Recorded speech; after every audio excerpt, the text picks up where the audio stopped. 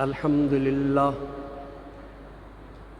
لله نحمده ونستعينه ونستغفره ونؤمن به ونتوكل عليه ونعوذ بالله من شرور أنفسنا ومن سيئات أعمالنا من يهده الله فلا مضل له ومن يضلله فلا هادي له ونشهد أن لا إله إلا الله وحده لا شريك له ونشهد أن سيدنا ومولانا محمدا عبده ورسوله بالهدى ودين الحق أرسله صلى الله تعالى عليه وعلى آله وصحبه وبارك وسلم أما بعد فأعوذ بالله من الشيطان الرجيم بسم الله الرحمن الرحيم فقد قال الله تبارك وتعالى في القرآن المجيد والفرقان الحميد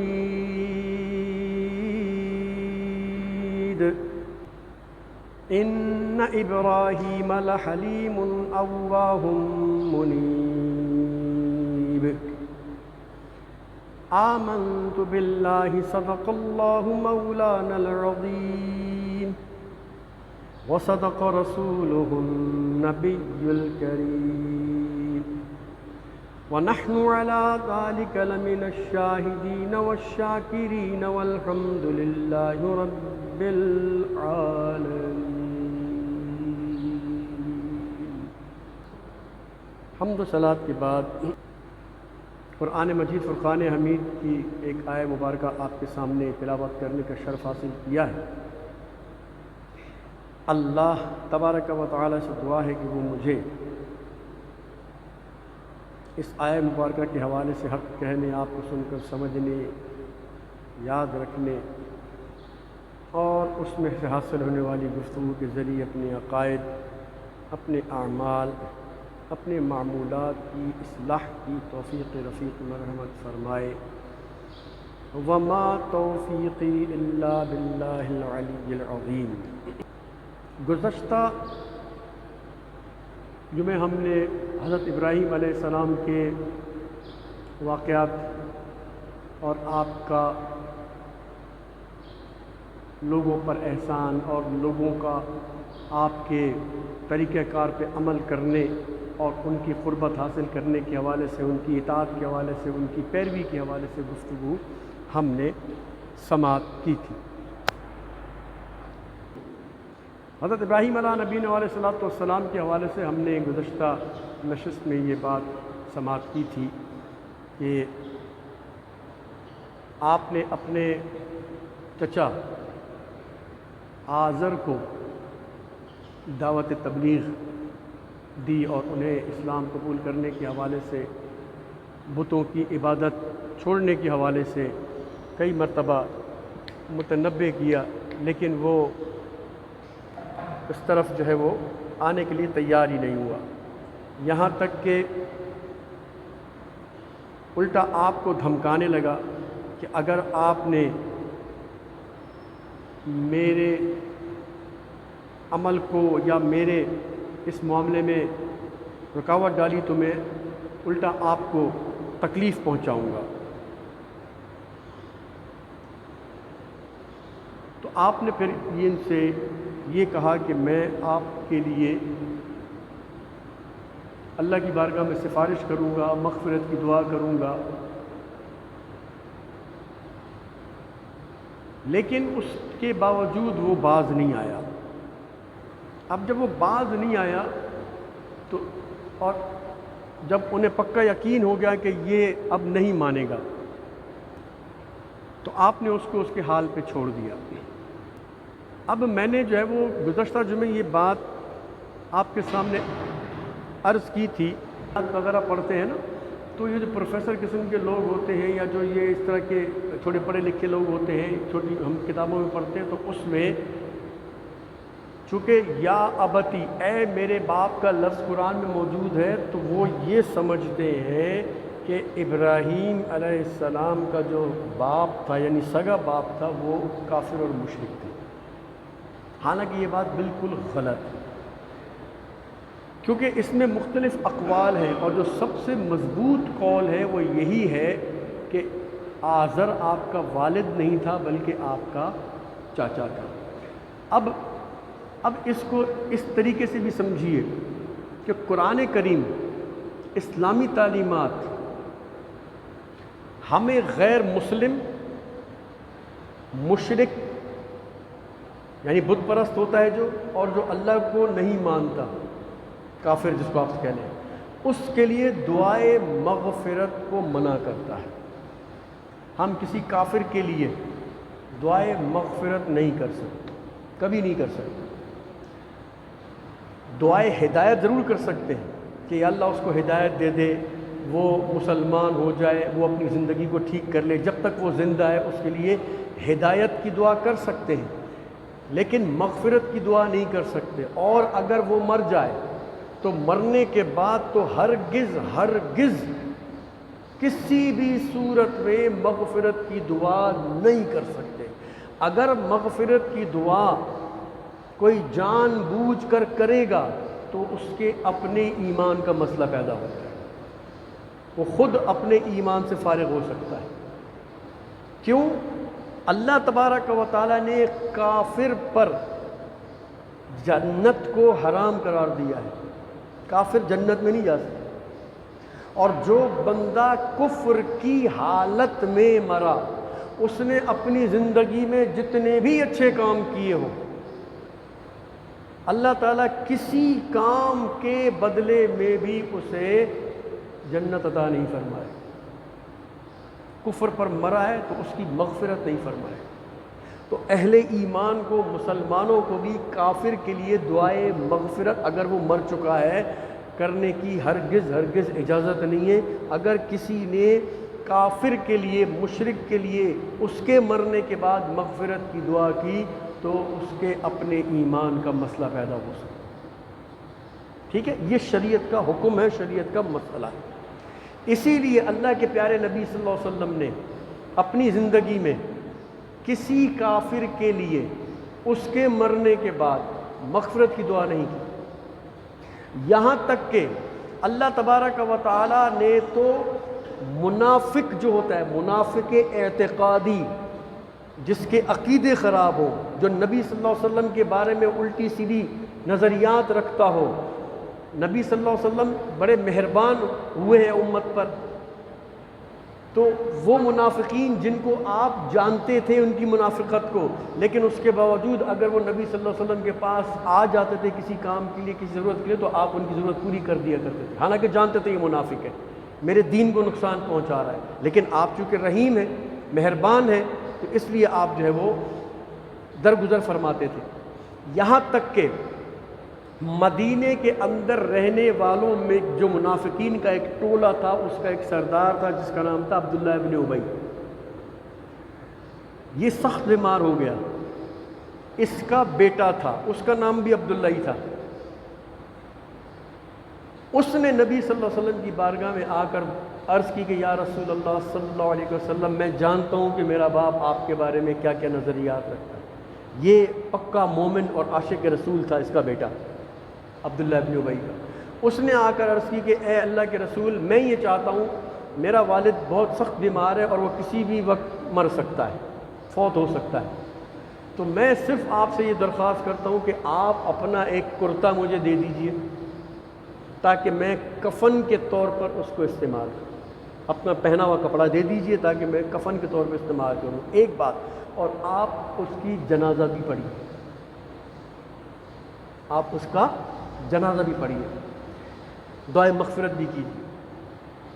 تو اب اللہ عز و جل کے پیارے رسول صلی اللہ علیہ وسلم کی ایک عادت رہی ہے کہ آپ نے کبھی کسی کو نہ نہیں کہا، کبھی کسی کو نہ نہیں کہا۔ آپ کے منہ پر لا کبھی نہیں آیا سوائے لا الہ الا اللہ کے، کبھی لا نہیں آیا، یعنی لا کا مطلب ہوتا نہیں، آپ نے کبھی کسی کو انکار نہیں کیا، ہر ایک کی فرمائش، ہر ایک کی حاجت، ہر ایک کو پوری کر دی، تو آپ نے فرمایا ٹھیک ہے، تو آپ اندر تشریف لے گئے اپنے حجرے میں اور وہاں سے اپنا ایک لباس پہننے کا لے آئے اور اس کو دے دیا۔ پھر آپ نے فرمایا کہ جب وہ فوت ہو جائے تو مجھے اطلاع کر دینا، جب وہ فوت ہو گیا تو آپ کو اطلاع کی گئی تو آپ اس کے جنازے میں تشریف لے گئے۔ حضرت عمر رضی اللہ تعالیٰ عنہ جو منافقین کے حوالے سے بڑا سخت موقف رکھتے تھے، آپ نے عرض کی یا رسول اللہ آپ اس کی نماز جنازہ میں جائیں گے جس نے اپنی پوری زندگی اسلام کو نقصان پہنچانے میں گزار دی، نام اسلام کا لیتا تھا، اوپر سے مسلمان کہلاتا تھا، لیکن اندر ہی اندر وہ اسلام کی جڑیں کاٹتا تھا، آپ کے خلاف لوگوں کے ذہن سازی کرتا تھا، آپ اس کی نماز جنازہ پڑھنے جائیں گے؟ تو آپ نے فرمایا ہاں میں جاؤں گا، جب تک میرا خدا میرا رب مجھے منع نہیں کرے گا میں جاؤں گا، میں اس کے لیے دعائے مغفرت بھی کروں گا جب تک میرا خدا مجھے منع نہیں کرتا۔ کیوں؟ مجھے رحمت بنا کر بھیجا گیا ہے، میں رحمت ہوں، میں رحیم ہوں۔ چنانچہ آپ اس کے جنازے پہ گئے، جنازہ پڑھایا، دعائے مغفرت کی، قبر میں دفن ہوا، تو دفن کے بعد آپ اس کی قبر پہ کھڑے بھی رہے، پڑھتے رہے، ٹھیک ہے نا؟ تو اللہ تبارک و تعالیٰ نے باقاعدہ قرآن نازل فرمایا، سورہ توبہ کے اندر یہ بات موجود ہے کہ اے میرے محبوب صلی اللہ علیہ وسلم آئندہ، یہ تو آپ نے کر لیا سو کر لیا، آئندہ آپ کسی منافق کے جنازے میں نہیں جائیں گے، کسی منافق کی قبر پر کھڑے نہیں ہوں گے، آپ اس کے ساتھ مہربانی کا سلوک نہیں کریں گے۔ کیوں؟ انہم کفروا باللہ ورسولہ، اس لیے کہ انہوں نے اللہ کی اور اس کے رسول کی نافرمانی کی۔ پھر ان تستغفر لہم او لا تستغفر لہم، ان تستغفر لہم 70 مرہ لن یغفر اللہ لہم، کہ آپ ان کے لیے مغفرت کی دعا مانگے یا نہ مانگے برابر ہے، اور آپ اپنی رحمت والے رویے کی وجہ سے، آپ اپنی نرم دلی کی وجہ سے کسی کے لیے 70 مرتبہ بھی مغفرت کی دعا کرو گے نا تو میں پھر بھی نہیں بخشوں گا۔ کیوں؟ اس لیے کہ انہوں نے آپ کو پریشان کیا، آپ کو تکلیف دی، آپ کو رنج پہنچایا ہے، میں معاف نہیں کروں گا۔ منافق کے لیے جو بظاہر مسلمان نظر آتا تھا، اپنے آپ کو مسلمان بتاتا تھا، نمازیں پڑھتا تھا، جہاد میں جاتا تھا، قربانی کرتا تھا، روزے رکھتا تھا، سب کرتا تھا، اللہ نے منع فرما دیا میں نہیں معاف کروں گا۔ بھلے اے میرے رسول تم ان کے لیے مغفرت کی دعا کرتے رہو، 70 مرتبہ نہیں کرو گے میں نہیں معاف کروں گا۔ تو اب جو کھلا کافر ہے اس کا تو سوال ہی نہیں اٹھتا۔ تو جب اللہ اپنے رسول کو منع کر رہا ہے ایک منافق کے لیے، تو کفار کے لیے تو پھر اس سے بڑھ کر ہوگا نا کہ وہ کافر ہے۔ تو مجھے امید ہے کہ آپ کو یہ مسئلہ سمجھ میں آ گیا ہوگا کہ کسی کافر کے لیے مغفرت کی دعا نہیں کی جا سکتی، شریعت کے خلاف ہے، قرآن کے خلاف ہے، حدیث کے خلاف ہے۔ اگر کوئی شخص کسی کافر مشرک کے لیے دعائے مغفرت اس کے مرنے کے بعد کرے گا تو ہو سکتا ہے کہ اس بندے مغفرت کی دعا مانگنے والے کے اپنے ایمان سے وہ فارغ ہو جائے، کیونکہ کافر کے لیے کوئی دعائے مغفرت نہیں۔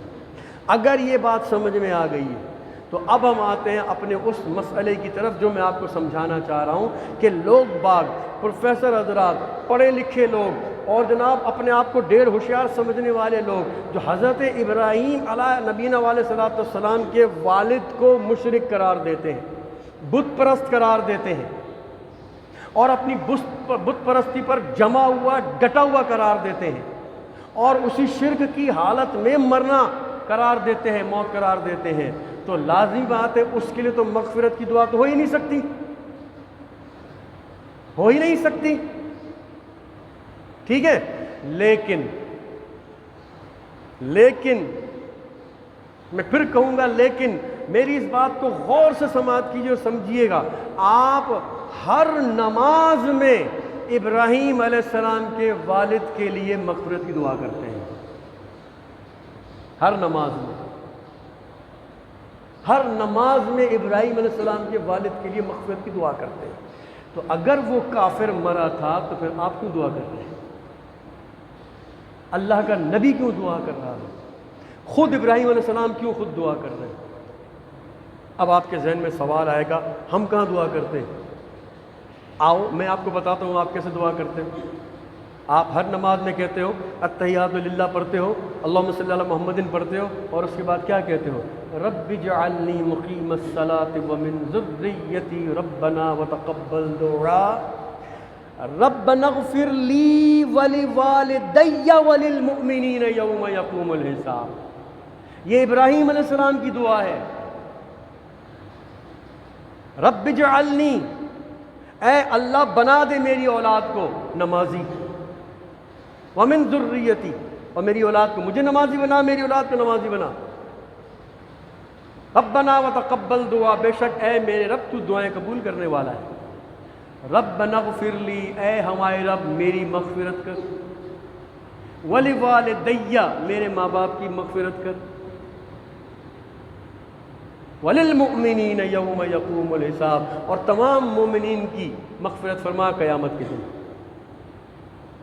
اب ابراہیم علیہ السلام نے یہ دعا کی، سورہ ابراہیم کے اندر موجود ہے، 13ویں پارے میں جا کر دیکھ لو جس کا جی چاہے، 13ویں پارے کے نصف سے لے کے آخر تک سورہ ابراہیم چلتی ہے، جا کے دیکھ لو۔ شریعت کافر مشرک کے لیے دعائے مغفرت کو حرام، ناجائز، گناہ قرار دے رہی ہے، اور ایک مسلمان سے ابراہیم علیہ السلام کے والد کے لیے مغفرت کی دعا کروا رہی ہے۔ تو یہ ڈبل سٹینڈرڈ ہے کیا؟ یہ دوہرا معیار ہے کیا؟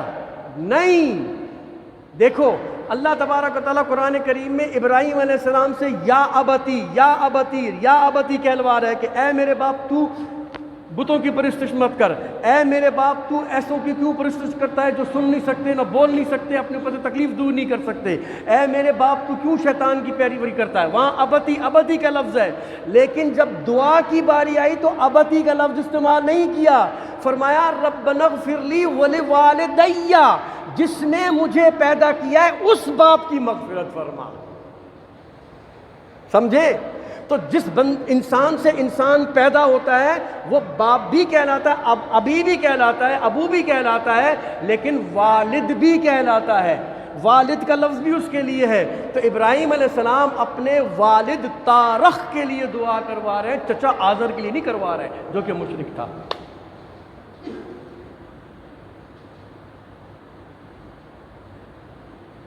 کیا سمجھے؟ اور میں نے آپ کو پچھلے جمعے یہ عرض کی تھی کہ کسی نبی کا والد ماں مشرک نہیں ہو۔ کیوں؟ اللہ تبارک و تعالیٰ نے نبی صلی اللہ علیہ وسلم کا نور جو آدم علیہ السلام کے اندر رکھا تھا نا، وہ آپ کی پیدائش تک، یعنی آپ کے والد عبداللہ اور آپ کی والدہ آمنہ تک بیچ میں کسی بھی گندی یا ناپاک جگہ پر اس نور کو نہیں رکھا۔ اور قرآن کا یہ فیصلہ ہے انما المشرکون نجس، کہ مشرک ناپاک ہوتا ہے، مشرک ناپاک ہوتا ہے، اور اللہ کے پیارے نبی صلی اللہ علیہ وسلم کا نور چونکہ پاک ہے تو جتنے بھی رحموں سے پشتوں سے میرے آقا صلی اللہ علیہ وسلم کا نور چلتے چلتے چلتے چلتے چلتے حضرت عبداللہ تک آیا، وہ ساری پشتیں پاک اور صاف تھیں۔ تو ابراہیم علیہ السلام کے والد، ان کے والد، پھر نوح علیہ السلام، پھر شیش علیہ السلام، پھر آدم علیہ السلام، یہ ساری پاک ہستیاں تھیں۔ اور حضرت ابراہیم سے لے کے اسماعیل، اور اسماعیل سے لے کر پوری جتنی بھی نسل چلی، عبد المطلب اور پھر عبداللہ، یہ ساری نسل جو ہے وہ پاک صاف ستھری چلی آ رہی، کوئی بھی ان میں مشرک نہیں تھا۔ تو ابراہیم علیہ السلام کا والد کیسے مشرک ہو سکتا؟ اگر وہ مشرک ہوتا تو اس کے لیے کبھی بھی دعائے مغفرت نہیں مانگی جاتی، جبکہ ہر مسلمان، آپ اپنے بچے کو بھی کبھی نماز سکھاتے ہو نا تو اس کو رب اجعلنی سکھاتے ہو، تو رب اجعلنی کے اندر تو موجود ہے ربنا اغفر لی ولوالدی وللمؤمنین یوم یقوم الحساب۔ ابراہیم علیہ السلام اپنے والد کی مغفرت کی دعا کروا رہے ہیں، باپ کی نہیں، والد کی۔ کیوں؟ اہل عرب اپنے چچا کو باپ بھی کہتے ہیں اور چاچا بھی کہتے ہیں، اور اپنے باپ کو باپ بھی کہتے ہیں اور والد بھی کہتے ہیں۔ تو اللہ تعالیٰ نے قرآن کریم نے اس چیز کو مینشن کر دیا، سمجھا دیا۔ لیکن جن کی عقلوں پر پردے پڑے ہوتے ہیں، جو انبیاء علیہ السلام یا ان کی شان یا ان کی عظمتیں جن کی سمجھ میں نہیں آتی، جن کے سینے بغض سے بھرے ہوئے ہوتے ہیں، اللہ تعالیٰ ان کی عقلوں پر، ان کی سمجھوں پر پردے رکھتا ہے، ان کو سمجھ ہی نہیں آتی، پتہ ہی نہیں ہوتا بیچاروں کو۔ پوری امت نبی اکرم صلی اللہ علیہ وسلم سے لے کر صحابہ کرام اور اس کے بعد تابعین تبع تابعین وغیرہ، یہ پوری امت اس بات پر متفق ہے، اجماع امت کا یہ مسئلہ ہے کہ حضرت عیسیٰ علیہ السلام زندہ ہے اور آسمان پر موجود ہے۔ یہ اس عالم اسلام کا یہ عقیدہ ہے۔ لیکن آج بھی یوٹیوب پر بیٹھے ہوئے کچھ شیطان، ٹی ویوں پر آنے والے کچھ شیطان، وہ کہتے ہیں جی عیسیٰ علیہ السلام تو فوت ہو گئے، مر گئے، کوئی نہیں آئیں گے قیامت کے روز۔ کیوں؟ یہ دجالی سوچ ہے نا، تو دجالی سوچ کو پروموٹ کرنے کے لیے کچھ چیلے چپاٹے چاہیے نا۔ جس طرح مسلمانوں کو چیک کرنے کے لیے اس طرح کی تمام خرافات کی جاتی ہیں، اور ابھی دیکھو ریسنٹلی قرآن جلایا گیا،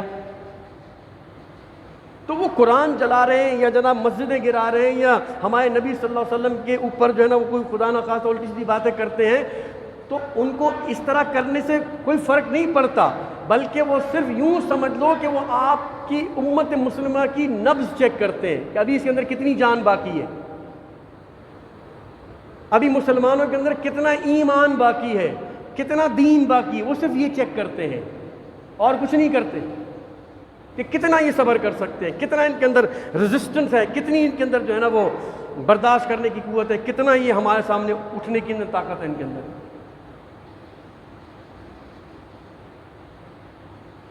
میں اور آپ زیادہ سے زیادہ کیا کر سکتے ہیں؟ میں ممبر پہ بیٹھ کے اس بات کی مذمت کر سکتا ہوں، آپ کسی چوک پہ کھڑے ہو کر احتجاج کر سکتے ہیں، ختم، بس یہی کرو گے نا۔ لیکن اس کو بند کروانا کس کا کام ہوتا ہے؟ حکومتوں کا کام ہوتا ہے۔ آپ کے سفارتی تعلقات ہوتے ہیں، آپ کے ملک میں مختلف سفارتی ایمبیسڈرز ہوتے ہیں، سفارتکار ہوتے ہیں، آپ کے ملک میں ان ملکوں کی چیزیں بک رہی ہوتی ہیں، آپ اگر بائیکاٹ کرو ان چیزوں کا، ان کو مالی نقصان پہنچاؤ تو آپ کچھ کر سکتے ہو۔ اپنی سڑکیں بلاک کر کے، اپنی سواریاں جلا کے، اپنی املاک کو نقصان پہنچا کے، اگلا بولے گا لو ایک تو ہم نے ان کا قرآن جلایا، یہ اپنے محلے کی علاقے کی گاڑیاں جلا رہے ہیں، تالیاں مسلمانوں کی بے وقوفی پر تالیاں۔ ادھر ہم نے جلا کے ان کے جذبات کو اٹھایا اور یہ جناب اپنے علاقے اور شہروں کی چیزیں جلا رہے ہیں، چلو جی تالیاں بجاؤ ان پاگلوں کے اوپر۔ تو ایسے احتجاج نہیں ہوتے، ایسے احتجاج نہیں ہوتے۔ ایک شخص نے دکان کے اندر بہت سارا مال بھر کے رکھا ہوا کہ میں بیچ کے کماؤں گا، اس دکان پہ کوئی چیز لینے ہی نہ جائے، بتاؤ کتنے دن وہ دکان چلے گی؟ کتنے دن دکان چلے گی؟ تو اسی طرح انہوں نے جو عالمی مارکیٹ میں مال پھینکا ہوا ہے ان ملکوں نے، خریدنا بند کر دو۔ جب ان کا مال سڑے گا اور ان کو جب اکانومی کی حوالے سے، پیسے کے حوالے سے جب ان کو نقصان ہوگا، تب انہیں پتہ چلے گا کہ یار یہ ہم نے کیا کیا، ہم سے غلطی ہو گئی، ہمارا تو مال بکنا ہی بند ہو گیا، ہمارا تو پیسے آنے ہی ختم ہو گئے، کیونکہ ساری دنیا پیسہ پیسہ کر رہی ہے اور کچھ بھی نہیں ہے۔ تو مسلمانوں کو وہ طریقہ اختیار کرنا چاہیے۔ اب دیکھو نا، ہمارے نبی کریم صلی اللہ علیہ وسلم کے زمانے میں جب آپ موجود تھے، دنیا میں بظاہر، تب بھی لوگوں نے گستاخیاں کی تھیں، تو صحابہ کرام میں سے کسی نے بھی جا کے احتجاج نہیں کیا تھا، جلوس نہیں نکالے تھے۔ کوئی ایک ثابت کر کے دکھا دے کہ انہوں نے مدینے کے چوک پہ کھڑے ہو کر جناب بینر اٹھا کے رکھے ہوئے تھے، نہیں، وہ جا کے اپنی کارروائی کر کے آ جاتے تھے، جو ہوگا دیکھا جائے گا۔ یہ ہوتا ہے علاج۔ دنیا کے کسی بھی ملک میں ہوا، وہاں کے عاشقوں نے جا کے اپنی کارروائیاں کر دیں، احتجاج نہیں، کیونکہ احتجاج بزدل لوگ کیا کرتے ہیں، احتجاج کرنا بزدلوں کا، ڈرپوکوں کا کام ہوتا ہے۔ بہرحال اللہ تعالیٰ میں سمجھ عطا فرمائے، جن کی ذمہ داری ہے، جن کا یہ کام ہے وہ کریں۔ جیسا کہ وہ تحریک لبیک والے جو کہتے ہیں کہ سفیر کو باہر نکالو، اب سفیر جب نکلے گا لازم بات ہے نقصان ہوگا، اور اخبارات میں، فیس بک پہ، ہر جگہ یہ ٹرینڈ چل رہا ہے کہ بھئی آپ سویڈن کی تمام چیزوں کا بائیکاٹ کریں، کوئی چیز نہیں خریدے گا، ختم. آپ جب ان چیزوں کو بند کر دیں گے ان کو سزا ملے گی. لیکن ایسا مشکل ہے, ہم لوگ کرتے ہی نہیں ہیں. شور مچا دیں گے تھوڑا سا, اپنی املاک کو جلا دیں گے. ابھی میں اس سے ہٹ کے ایک بات کرتا ہوں, چھوٹی سی وقت میرے پاس بالکل نہیں ہے, ایک چھوٹی سی بات کرتا ہوں. جیسے لیاری کے حوالے سے, یہ ہمارا لیاری کا علاقہ جو ہے پانی کے حوالے سے متاثر رہتا ہے, تعلیم کے حوالے سے متاثر رہتا ہے, صفائی کے حوالے سے متاثر رہتا ہے, سڑکوں کے حوالے سے متاثر ہے. تو 2 دن پہلے کی بات ہے, پرسوں, آج کل نہیں پرسوں, بلکہ کل کی بات ہے. ہاں, یہ میرا ناکہ چوک جو ہے پل کے اوپر, یہاں جناب لیاری کے کچھ لوگوں نے جناب وہ احتجاج کر کے جناب وہ جام کیا ہوتا, ٹریفک ادھر بھی جام, ادھر بھی جام, ادھر بھی, 4 رستے ہیں نا, 4 رستے جام. اب ذرا آپ لیاری کو تعلیم دو, لیاری کو پانی دو, لیاری کو اسکول دو, لیاری کو یہ دو, لیاری کو وہ دو. اب میں وہاں کھڑا ہو گیا, اب مجھے عصر کے لیے یہاں پہنچنا بھی ہے اور ٹائم بھی بہت شارٹ ہے. اب میں کھڑا ہو کے تماشا دیکھ رہا ہوں وہاں پہ. میں نے کہا یہ جو بسوں میں لوگ بیٹھے ہوئے ہیں, اسکوٹروں پہ جو لوگ بیٹھے ہوئے ہیں, کیا یہ اسمبلیوں کے ممبر ہیں؟ آپ سے پوچھ رہا ہوں, بتاؤ, کیا یہ وزیر تعلیم یہاں کوئی آیا ہوا ہے, یا کوئی واپڈا یا کے الیکٹرک کے نمائندے یہاں پر آئے ہوئے ہیں جن کو بسوں میں, رکشوں میں, اسکوٹروں میں تم نے روک کے رکھا ہوا ہے؟ احتجاج کہاں کرنا چاہیے؟ تمہیں تعلیم چاہیے تو تعلیم کے ڈپارٹمنٹ میں جا کے بولو نا بھائی تم کو کس لیے وزیر بنا کے رکھا ہوا ہے, وہاں جا کے احتجاج کرو. بجلی کا محکمہ ہے, اس کے اوپر جا کے احتجاج کرو. جو وزیر اس کا بجلی ہے اس کے گھر پہ جاؤ. جو سڑکیں بنانے والا ہے, جس کو 2 سڑکیں بنانے کا ٹینڈر ملتا ہے, ایک سڑک بنا کے دوسرے کی جیب میں ڈال لیتا ہے, اس کے گھر جاؤ, اس کے دروازے پہ کھڑے ہو کے احتجاج کرو. تو اس کو پتہ بھی چلے کہ یار یہ جو میں کھا رہا ہوں اب میں کھا نہیں سکوں گا, تو سارے میرے سر پہ آ کے کھڑے ہو گئے. تمہارے گھر سے, تمہاری گلی سے گٹر ختم نہیں ہوتے, گیچڑ ختم نہیں ہوتے, تم صرف ایک ایک بالٹی بھرو, سارے احتجاج کرنے والے ایک ایک بالٹی بھرو اور جا کے اس وزیر کے گھر کے اوپر سارا ڈال دو. ایک ایک بالٹی بھر کے کیچڑ ڈال دو کہ جب ہماری گلیاں صاف نہیں ہیں تو تیرا عالیشان بنگلہ کیوں چمکے دمکے, ہم کو تو نے کچرے میں ڈال کے رکھا ہے, تو کیسے عیش کر رہا ہے؟ ہمت ہے کسی میں؟ نہیں. کیوں؟ یہاں صرف غریب ہی دبتا ہے, غریب ہی دبتا ہے. اب وہ احتجاج ختم ہو گیا, پتہ نہیں لیاری میں کتنے اسکول کھل گئے, پتہ نہیں اس ایک دن میں کتنی سڑکیں بن گئیں, پتہ نہیں کون سی بہار آ گئی لیاری میں, کون سے پارک بن گئے, سب ختم, بھول بھلا گیا. کیونکہ جو کرنے والے ہیں ان کے پاس کوئی نہیں جا رہا, عوام کو پریشان کر رہے. یہ ہماری سوچ ہے, ذہن ہے. اس لیے ہم ایسا احتجاج کرتے کرتے بڈھے ہو جائیں گے, بڈھے ہو جائیں گے, لیکن مسائل حل نہیں ہوں گے. اگر آپ 1970 کی 1960 کی تصویریں اخبارات میں یا فیس بک پہ آتی ہیں, دیکھ لو سیلاب کے زمانے کی. وہ کبھی کوئی وزیر اعظم پر لمبے لمبے بوٹ پہن کے کھڑا ہوا ہے, کبھی کوئی کھڑا ہوا ہے, کبھی کوئی کھڑا ہوا ہے, تصویریں ہو رہی ہیں. لیکن سیلاب آج بھی آ کے پنجاب کو, سندھ کو تباہ کر رہا ہے کہ نہیں کر رہا؟ کسی نے کیا کچھ؟ بہرحال احتجاج کا ایک طریقہ ہوتا ہے, جو لوگ کرتے دھرتے ہوتے ان کے آگے کرنا چاہیے. بہرحال اللہ تبارک و تعالی ہم مسلمانوں کو سمجھ عطا فرمائے, اسلامی سطح پر, شرعی سطح پر, اخلاقی سطح پر, اپنے مسائل کی سطح پر, اپنی پریشانیوں کی سطح پر, اپنے جتنے بھی دنیاوی مسائل ہیں, شہری مسائل ہیں, گلیوں کے مسائل ہیں, بجلی کے مسائل ہیں, جو بھی مسائل ہیں, اس میں صحیح حل تلاش کرنے کی توفیق عطا سمجھ عطا فرمائے. کہ جو ادارہ جس چیز کا ذمہ دار ہے اس ذمہ دار ادارے سے وہ کام کروایا جائے, نہ کہ سڑکیں بند کر کے, نہ کہ جناب اسکوٹر والوں کو, رکشے والوں کو, بس والوں کو تنگ کر کے جناب اپنے مطالبے من بن جائیں. ایسے مطالبے کبھی پورے نہیں ہوا کرتے. اللہ تبارک تعالیٰ سمجھ عطا فرمائے. آمین ثم آمین. بجاہ النبی الامین وما علینا الا البلاغ.